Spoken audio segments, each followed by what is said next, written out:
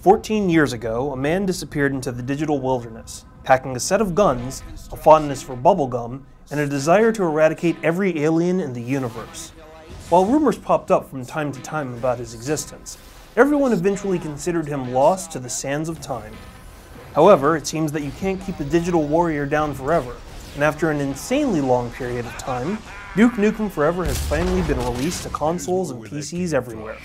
I'm Jeff Haynes, editor at Tech Bargains, and get ready, because this is the video review for Duke Nukem Forever. It's time to hail to the king, baby.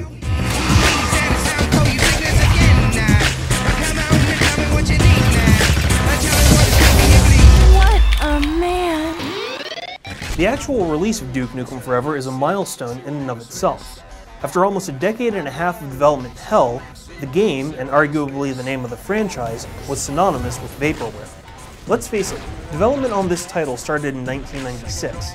Since then, we've gone through the rise of the internet and streaming media, social networks, 3 presidents, 3 generations of console hardware, and loads of other changes. If you're old enough to remember what you were doing 14 years ago, you're probably not the same person. But Duke has clearly fallen into a time warp, and is very dated compared to many of the other things going on in today's world. In fact, he frequently quotes movies and games from the past 14 years, peppering gameplay with references that will probably confuse most of today's teens. Pork chop sandwiches. But while Duke isn't particularly connected to today's audience, he doesn't really care. He's still the lewd, crude, and extremely cocky character that made him popular so many years ago, which presents a different spin on the standard first-person shooter that most people are accustomed to now. The basic plot of the game takes place 12 years after Duke Nukem 3, with Duke now being recognized as a worldwide hero. As he makes his way to a popular talk show for an interview, he discovers that aliens have invaded the Earth once again. With his interview cancelled, Duke returns to the Duke Cave to find out more about the extraterrestrial incursion from the President of the United States. Although the President tells Duke that he's attempting to negotiate with the aliens, Duke simply discovers that the aliens are taking women from the Earth, as well as the planet's beer, which he simply won't stand for. Can Duke save the world, rescue the female captives, and regain his beer supplies? Now, if you've never played a Duke Nukem game before, you'll probably pass on the Balls of Steel edition bundle that we checked out for this review.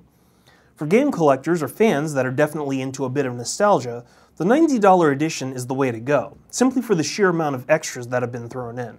2K Games and Gearbox clearly wanted to reward fans that waited so long for Duke Nukem Forever, and the result is a huge amount of tchotchkes, like a collectible comic book, foldable papercraft, poker chips, card deck, dice, and postcards.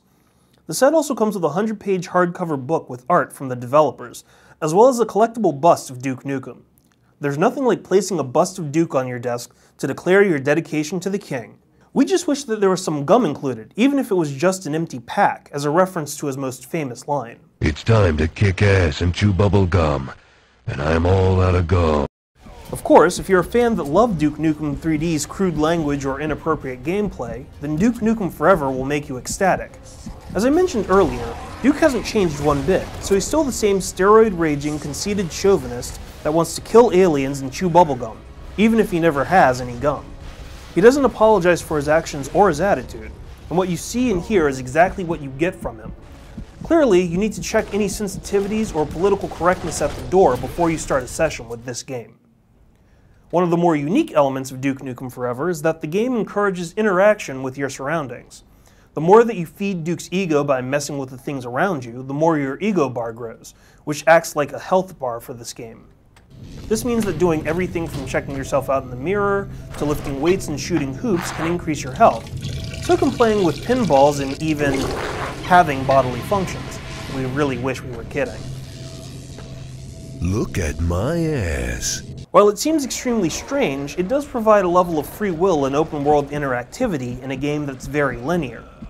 Even with this limitation, it's still a lengthy experience. There are a little more than 20 levels to play through, giving a variety of locales and elements to explore.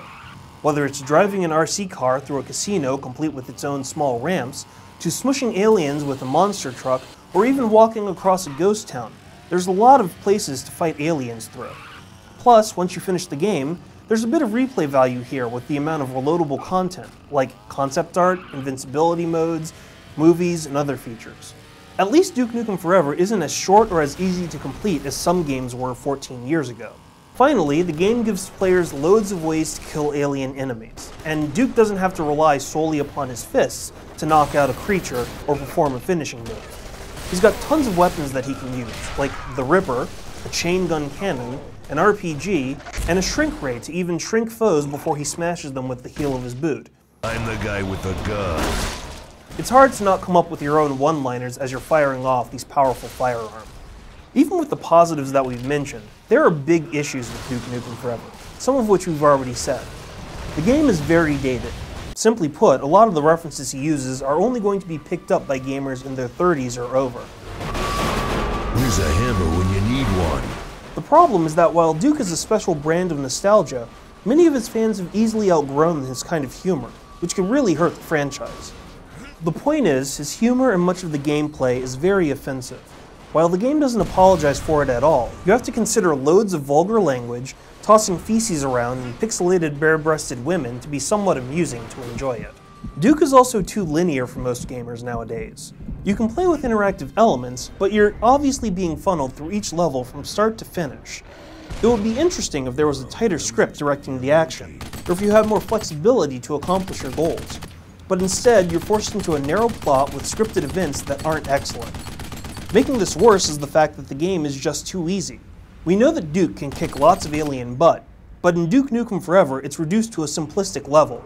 Your ego meter easily replenishes itself if you don't take hits, enemy AI is brain dead, and weapons and ammo are extremely plentiful.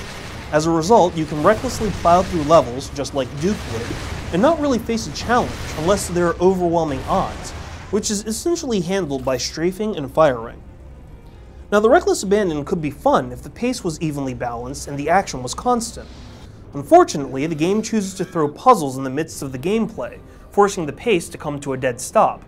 Maybe the designers thought that forcing players to carry barrels from one area to another or kicking aliens down halls would be considered fun, but it comes away as lame. When Duke remarks wryly that he hates valve puzzles, but he's turning valves and shifting pipes, it's funny for 2 seconds until you realize that's exactly what you're doing. Even worse, it's pretty obvious that the game feels and looks like a console port, and one from many years ago at that. The graphics are underwhelming. They look multiple generations behind any of the current games on the market. Plus, while Duke constantly complains about Halo, he's restricted to carrying 2 weapons at once, which is exactly like Halo's gameplay. The attempt at irony is pretty shallow, needless to say. After 14 years, you'd hope that there was something significantly worth waiting for with Duke Nukem Forever. For most players, there just isn't. Duke's a fossil from a gaming period long gone by, and whether it's the ancient graphics, restricted and linear gameplay, or crude humor that runs rampant throughout the entire game, it's just not as amusing as it would have been if it had been released, say, 13 years earlier. Now with that said, we still think that the game is worth something, as long as you're capable of taking Duke at face value. A gunpowder and steroid-infused, sexist, egotistical action hero that's only interested in killing aliens.